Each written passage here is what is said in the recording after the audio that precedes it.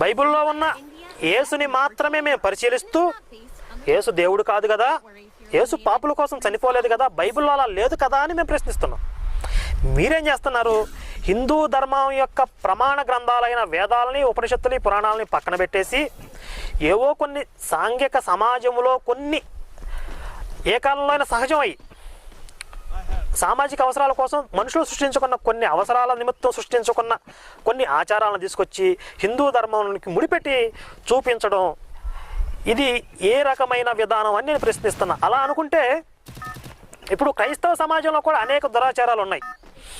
Western కంట్రీస్లో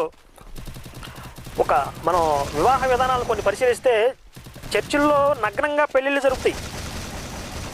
పెళ్లి కూతురు పెళ్లి కొడుకే కాదు, మొత్తం చుట్టూ ఉన్న బంధువులు అందరూ కూడా నగ్నంగానే ఉంటారు. చర్చిలో పాస్టర్ గారు దగ్గర నుండి పెళ్లి చేస్తారు వాళ్ళని. ఇలాంటి అనేక దురాచారాలు ఉన్నాయి క్రైస్తవ